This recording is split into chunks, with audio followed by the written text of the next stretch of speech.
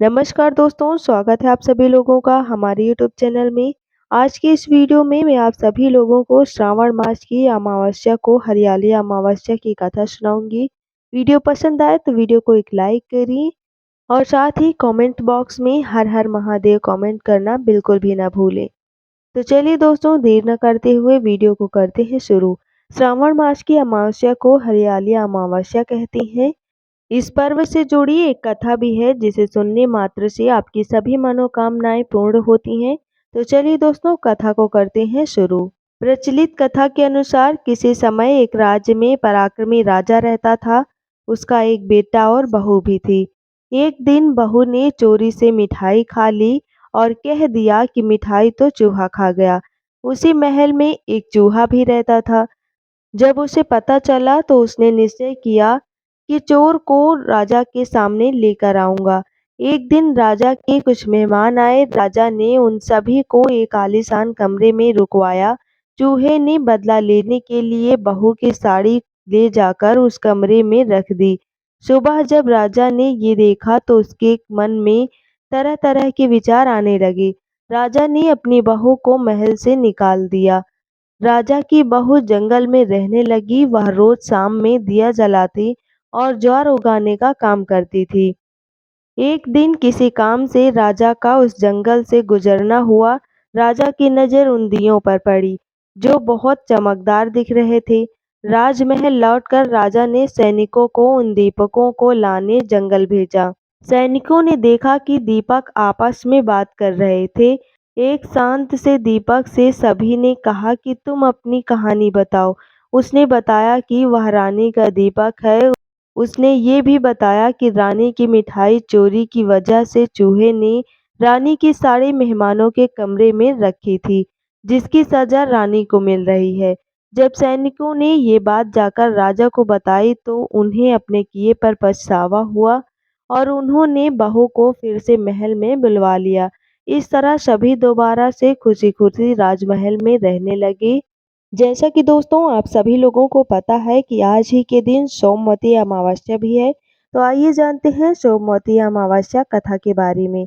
सोमवती अमावस्या व्रत कथा के अनुसार एक गरीब ब्राह्मण परिवार था। उस परिवार में पति पत्नी एवं उसकी एक पुत्री भी थी। उनकी पुत्री समय के गुजरने के साथ साथ धीरे धीरे बड़ी होने लगी। उस पुत्री में बढ़ती उम्र के साथ सभी स्त्रियोचित सगुणों का विकास हो रहा था। वह कन्या सुंदर, संस्कारवान एवं गुणवान थी, परंतु गरीब होने के कारण उसका विवाह नहीं हो पा रहा था। एक दिन उस ब्राह्मण के घर एक साधु महाराज पधारे। साधु उस कन्या के सेवा भाव से अत्यधिक प्रसन्न हुए। कन्या को लंबी आयु का आशीर्वाद देते हुए साधु ने कहा, इस कन्या के हाथ में विवाह योग्य रेखा नहीं है।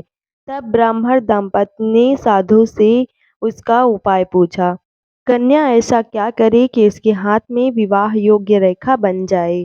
साधु महाराज ने कुछ देर विचार करने के पश्चात अंतर्दृष्टि में ध्यान करके बताया कि कुछ ही दूरी पर एक गांव में सोना नाम की एक धोबिन महिला अपने बेटे और बहू के साथ रहती है, जो बहुत ही आचार विचार एवं संस्कार संपन्न तथा पतिपरायण है। यदि यह सुकन्या उस धोबिन की सेवा करे और वह महिला इसकी शादी में अपने मांग का सिंदूर लगा दे तथा उसके बाद इस कन्या का विवाह हो जाए, तो इस कन्या का वैधव्य योग मिट सकता है। साधु यह भी बताया कि वह महिला कहीं बाहर आती जाती नहीं। यह बात सुनकर ब्राह्मणी ने अपनी बेटी से धोबिन की सेवा करने का प्रस्ताव रखा।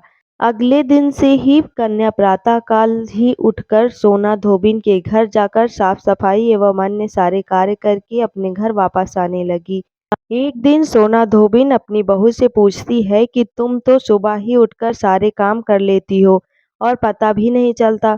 बहू ने कहा, माँ जी, मैंने तो सोचा कि आप ही सुबह उठकर सारे काम खुद ही खत्म कर लेती हो। मैं तो देर से उठती हूँ।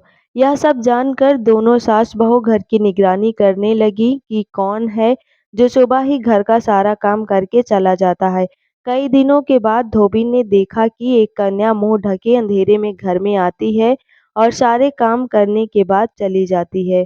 जब वह जाने लगी तो सोना धोबिन उसके पैरों पर गिर पड़ी पूछने लगी कि आप कौन हैं और इस तरह छुपकर मेरे घर की चाकरी क्यों करती हैं।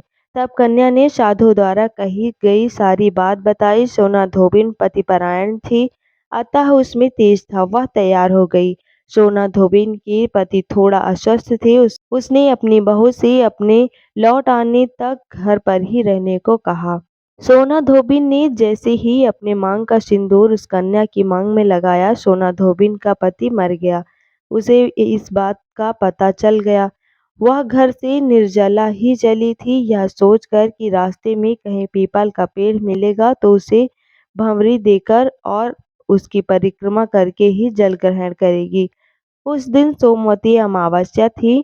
ब्राह्मण के घर मिले पुए पकवान की जगह उसने ईंट के टुकड़ों से 108 बार भंवरी देकर 108 बार पीपल के पेड़ की परिक्रमा की और इसके बाद जल ग्रहण किया। ऐसा करते ही उसके पति के मृत शरीर में वापस जान आ गई। धोबिन का पति फिर से जीवित हो उठा।